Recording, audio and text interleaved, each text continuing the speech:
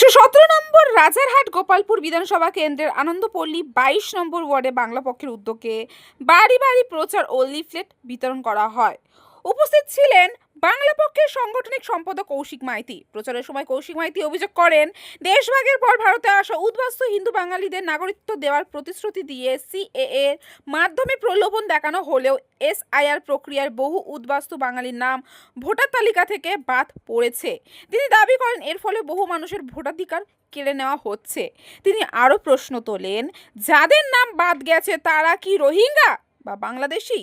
গৌরাঙ্গনগর এলাকায় বহু মানুষের নাম বাদ পড়েছে বলেও অভিযোগ করেন তিনি।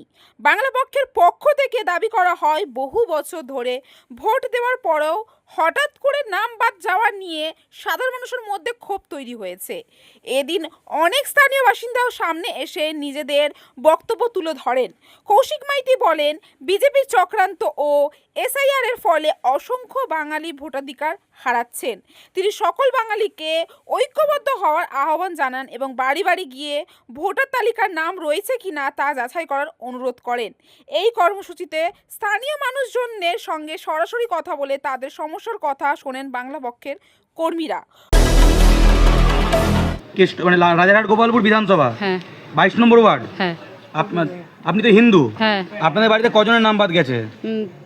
4 জনের নাম? দীপা সরকার, পাপ্পু সরকার, জয় সরকার, সবুজ সরকার। রোহিঙ্গাদের নাম বাদ দেবে বলে হিন্দুদের নাম বাদ দিয়েছে। আপনি কি রোহিঙ্গা? না না।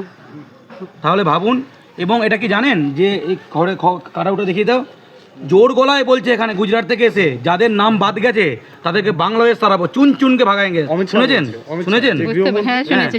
আবার দিলীপ ঘোষ খড়গপুরে গিয়ে বলেছে যাদের নাম বাদ গেছে তারা দেশদ্রোহী। শুনেছেন? হ্যাঁ শুনেছি। তাহলে ভাবুন, তাহলে আপনারা দেশদ্রোহী, আপনাদের বাংলাদেশ পাঠানো হবে? কেন পাঠানো হবে? দীর্ঘদিন ধরে এখানে ভোট দিয়ে যাচ্ছে, আমাদেরকে কেন পাঠানো হবে? তাহলে আপনাকে কংগ্রেস কোনোদিন বিদেশি বলেনি, সিপিএম কোনোদিন বলেনি, তৃণমূল কোনোদিন বলেনি, এখন বিজেপি এসে আপনাকে বলছে আপনি বিদেশি। হ্যাঁ বিদেশি। ভোট কেটে দিয়ে আপনি বিদেশি, রোহিঙ্গা। তাহলে এটা বাঙালি হিসেবে এক হওয়া উচিত তো? এটা তো প্রতিবাদ করা উচিত। প্রতিবাদ করা উচিত তো? এক হওয়া উচিত তো? মানে সবার আছে, আমাদের আমার টাকাটা মানে একজন সবাই ভারতীয়, তুমি রোহিঙ্গা হয়ে গেলে। নিজের বাবা ভাইরা ইন্ডিয়া, সবাই এখানে আমারটা কি করে বাদ হয়ে গেল? আমার ভাইদের আছে, তাহলে আমার কেন কাটা? মানে ভাইরা ভারতীয়, তুমি হয়ে গেল রোহিঙ্গা। মেদিনীপুর তো, মেদিনীপুর তো ঘটি না, আমরা ঘটি, ঘটি তো। মেদিনীপুরে কোথায় বাড়ি? পশ্চিম মেদিনীপুর। পশ্চিম মেদিনীপুরে কোথায়? চৌকিশ মাইলপুর। বিধানসভা? বিধানসভা মাটিবিরমা, দাঁতন। হ্যাঁ দাঁতন। আপনার স্ত্রীর নাম কি বললেন? সীমা জানা। নাম বাদ পড়ে গেছে? হ্যাঁ, ওটা বাদ হয়েছে। তাহলে হিন্দু বাঙালির নাম বাদ হয়ে গেল? না, ওটা আমাদের 2000 সালে ওটা ভোট হয়েছিল।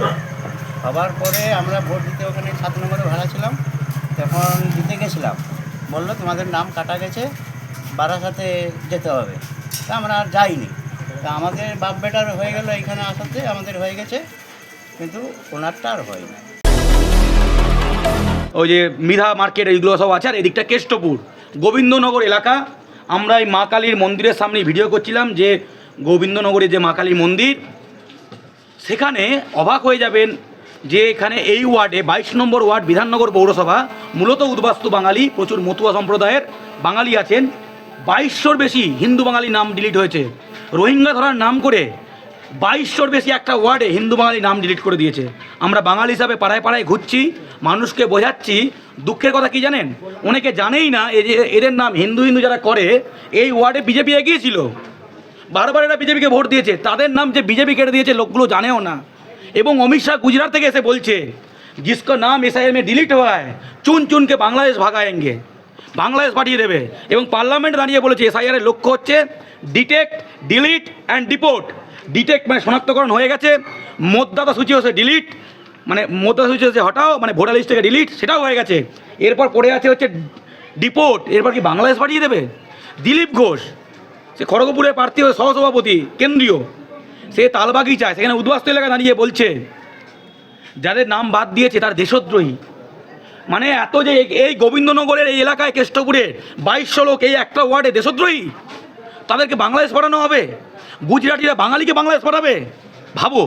আমরা প্রচার করছি এবং এই এলাকার যে বিধায়ক প্রার্থী হয়েছে সে বাঙালি বলে বাংলা কোনো ভাষা নয়, সে বলে বাঙালির বাংলার ক্লাসিক্যাল ল্যাঙ্গুয়েজ হওয়ার কোনো অধিকারই নেই, বাংলা কোনো অরিজিনাল ল্যাঙ্গুয়েজই না।